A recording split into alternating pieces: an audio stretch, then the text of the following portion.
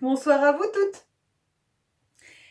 La thématique qu'on avait à aborder en classe, et donc qu'on va faire en classe en ligne, c'est la guérison holistique en yoga.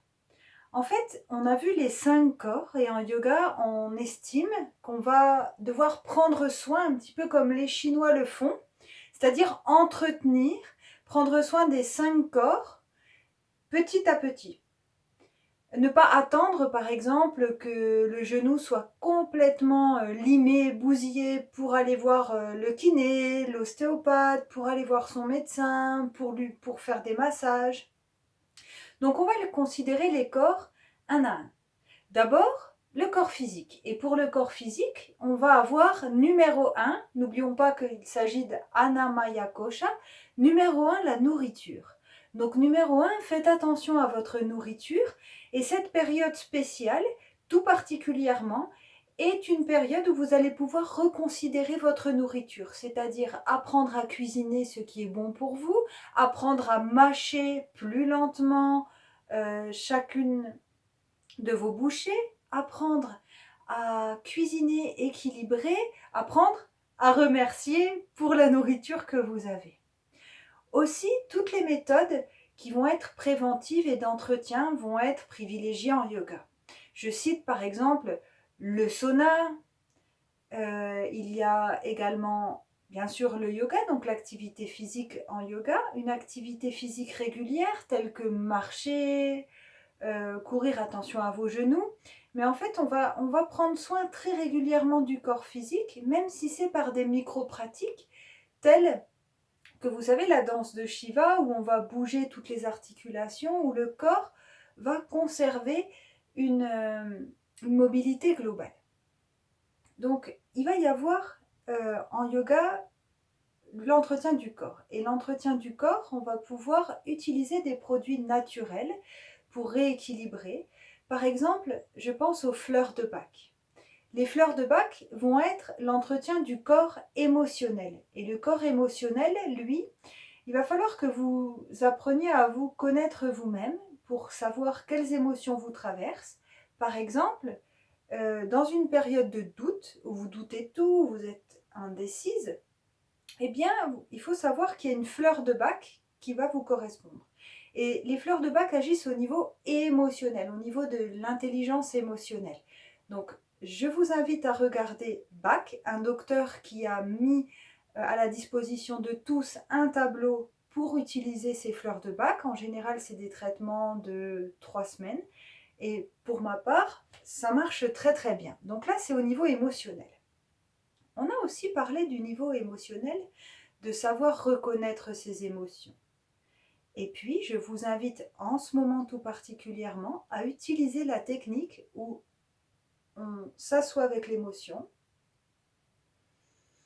on la ressent dans le corps, une émotion s'imprime dans le corps, corps et esprit sont unis, et on se débarrasse de l'histoire qui y est associée.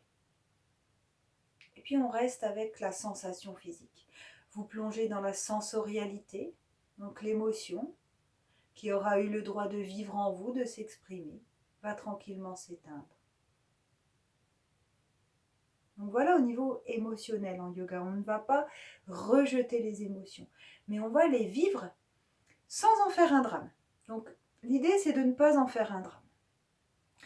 Au niveau du corps énergétique, un corps énergétique fort va tout digérer.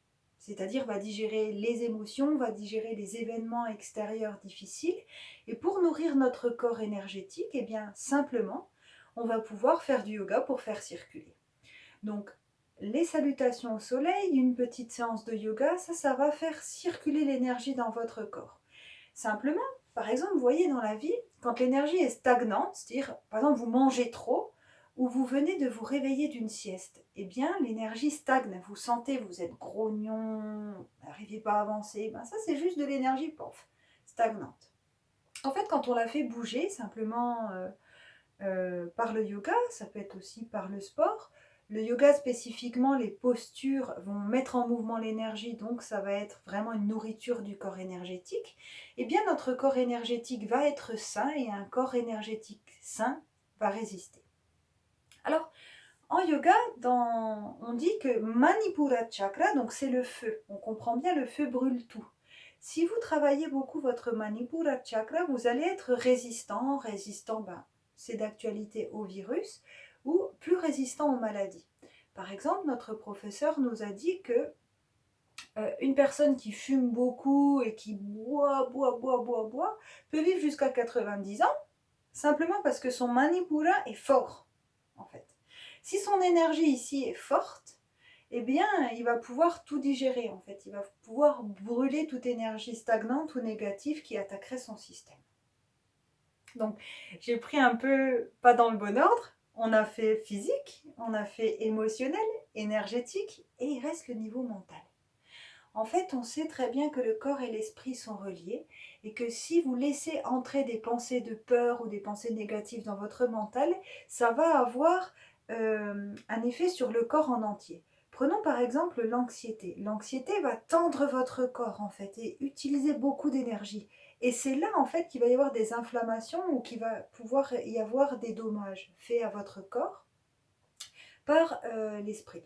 Donc en fait, on va parler en yoga d'hygiène mentale. Et cette hygiène mentale, ça va être déjà le discernement. Nous ne sommes pas nos pensées, donc on fait un pas en arrière, on observe les pensées qui passent, et puis on essaye d'orienter nos pensées vers des choses positives. L'énergie va où la pensée va. D'accord? Donc la règle de base, elle s'applique au mental. Et au mental, par exemple, si vous lisez des news qui sont très très catastrophistes, etc., eh bien ça va vous influer sur votre mental. À la place, si vous lisez votre manuel ou si vous lisez des livres qui vous amènent de la créativité, si vous lisez des news qui vous disent que les événements seront peut-être le foyer de naissance de nouvelles façons de vivre, plus locales, plus positives, eh bien voyez tout de suite, et ça a un effet sur l'ensemble de votre organisme. Donc c'est pour ça que le titre, c'est guérison holistique en yoga, parce qu'en fait, on va considérer toutes les parties de l'être. Et puis, là, au niveau spirituel, en fait, c'est simplement le rapport à l'esprit. Vous voyez, le rapport du respect à la vie. Comme par exemple les Amérindiens, le grand esprit, vous savez. C'est ce rapport à l'esprit, en fait, qui va alimenter notre joie de vivre, notre envie de vivre, notre envie d'être joyeux, notre respect de la vie. Donc en fait, toutes ces parties de l'être vont être reliées, vont aller ensemble. Et puis, comme je vous l'ai dit tout à l'heure, en yoga, on va considérer, comme les Chinois, qu'il faut entretenir. Donc si on voit que, la période, on mange un petit peu trop de sucre, on va se dire, allez, une semaine au moins, pas de sucre. Et après, vous allez voir que ça se régule tranquillement. Par exemple, si on voit qu'on est dans une période où on stagne un petit peu, on a tendance à être souvent sur le canapé, notre morale s'en ressent, eh bien on va aller simplement sortir à l'air. Vous voyez? Tout est encore une fois une question d'équilibre dans l'observation de soi et dans l'observation des comportements. Parce que quelquefois, on l'a déjà dit, les comportements deviennent mécaniques. Et quand les comportements deviennent mécaniques, c'est ça le danger en fait, parce qu'on n'a pas de réflexion consciente sur nos comportements. Donc moi je vous demande, en ces temps d'introspection, de vous regarder en face, de vous dire, attends, alors, niveau physique, j'en suis où? Niveau émotionnel, j'en suis où? Niveau énergétique, comment je me sens? Et niveau mental, qu'est-ce qui se promène dans mon esprit et qu'est-ce que j'aimerais y faire entrer? Vous voyez? Donc en fait, on va voir ces niveaux et puis on va utiliser en yoga tous les moyens qui sont plus naturels. Donc on va parler en yoga d'Ayurveda par exemple. L'Ayurveda, c'est la science, la médecine indienne qui est reliée au yoga. Donc en Ayurveda, on va sans cesse essayer d'équilibrer. Moi, je vais vous dire simplement quelques petits conseils. Par exemple, vous pouvez utiliser des épices comme le gingembre, la cannelle, la cardamome et vous faire des infusions avec. Vous pouvez aussi utiliser à la place de l'huile du ghee. Donc c'est du beurre, le ghee, et simplement vous le mettez dans une casserole, vous mettez 3 demi-livres de beurre dans une casserole, vous faites bouillir, Et puis il va y avoir un petit nuage blanc qui se forme à la surface. Avec une cuillère, vous enlevez le nuage blanc, vous le jetez. C'est comme le beurre noisette des cuisiniers, le beurre clarifié on dit en France.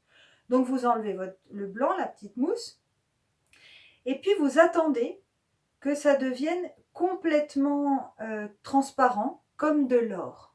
Et au fond, vous allez voir des petits points marrons qui collent au fond de la casserole.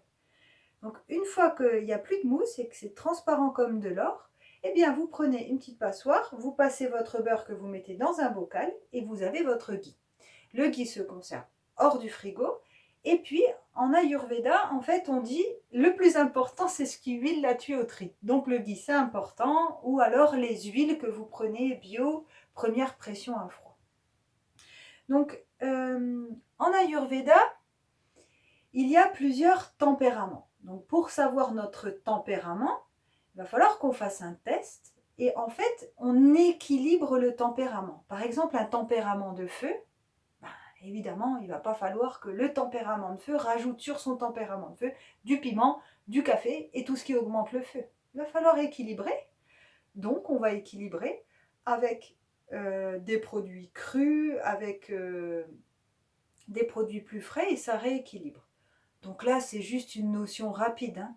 Mais je vous dis, en fait, on va s'intéresser à l'alimentation toujours avec cette sagesse d'équilibre. On va rééquilibrer. Par exemple, dans une salade, eh bien, on va mettre quelques noix, on va mettre quelques graines de courge.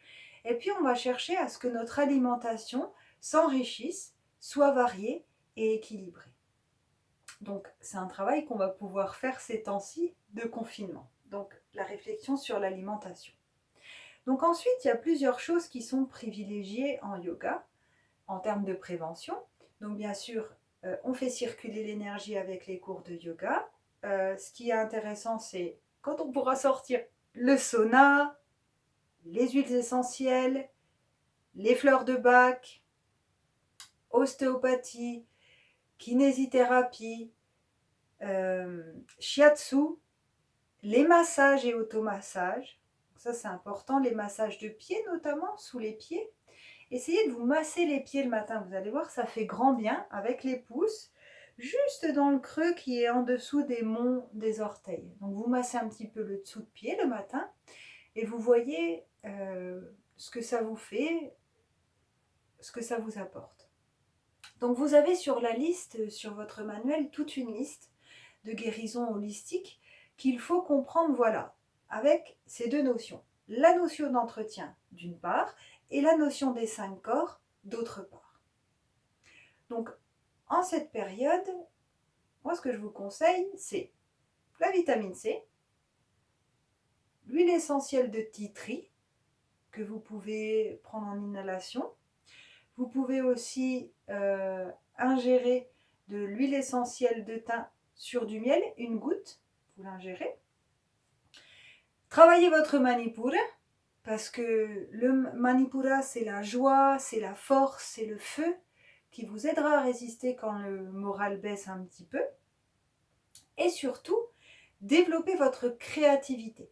Donc, ce qu'on va essayer de faire ensemble, c'est un suivi où on va pouvoir avancer ensemble en faisant du yoga tous les jours et puis on va avoir le temps pour réviser le manuel et réviser les livres.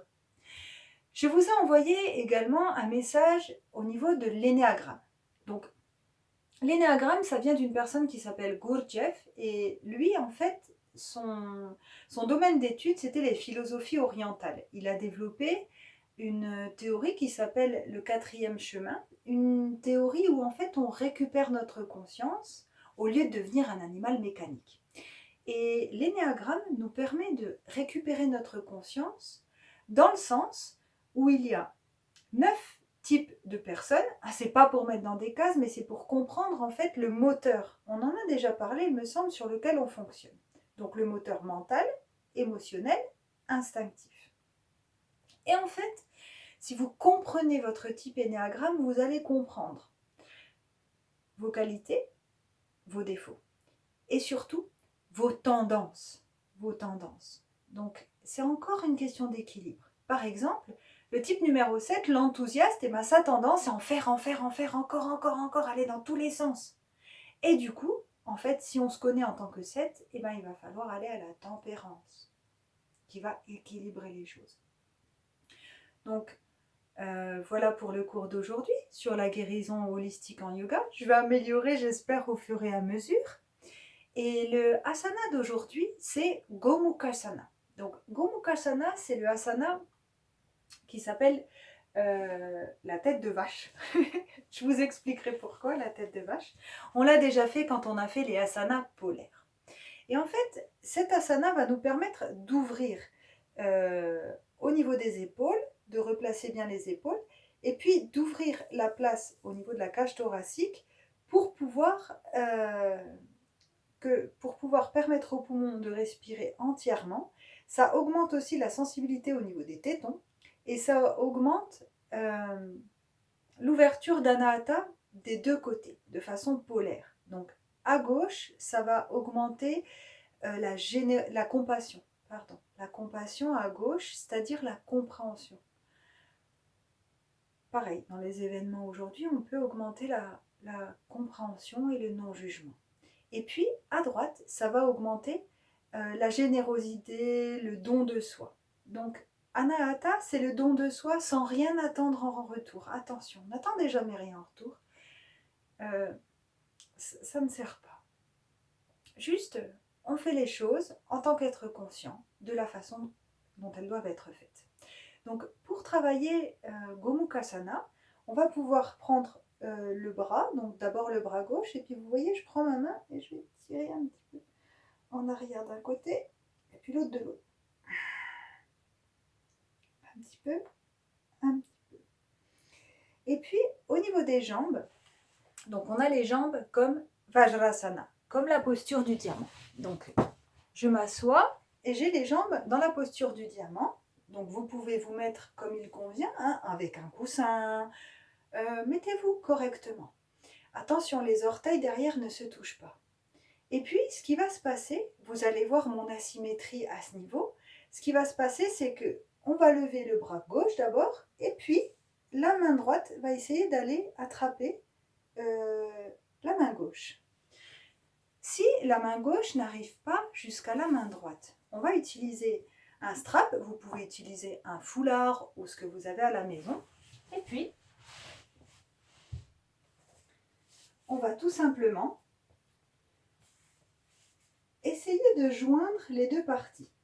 Attention, mon dos est droit, c'est-à-dire que la courbure lombaire est présente. Je ne suis pas trop cambrée vers l'avant ni vers l'arrière. Et ma tête est droite. Le menton est parallèle au sol. Je n'ai pas le menton qui se colle contre le cou. Vous voyez? Donc d'un côté ainsi. Et puis vous concentrez votre attention sur le côté gauche de la poitrine. À chaque inspire, le poumon gauche prend toute sa place.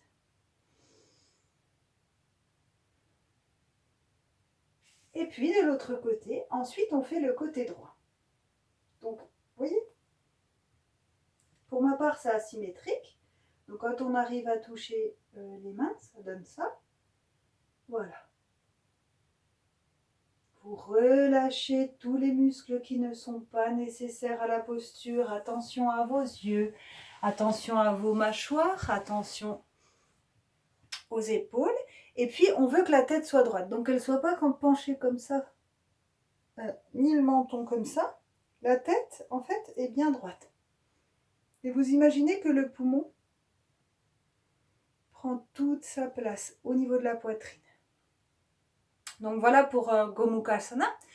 Dans votre livret, vous avez toutes les indications au niveau des effets physiologiques et puis au niveau des effets au niveau de l'énergie. Donc ça va nous permettre une ouverture d'Anahata Chakra. Pour cette semaine, ce que je vous propose, c'est d'appliquer les cours, ce qu'on a appris.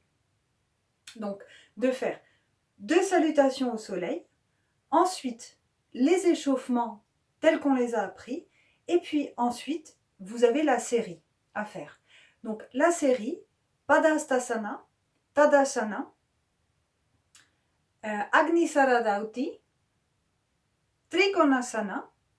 Ensuite, on a Bhujangasana, le cobra. Ensuite, on a Paschimottanasana, la pince. On a Gomukhasana, la tête de vache.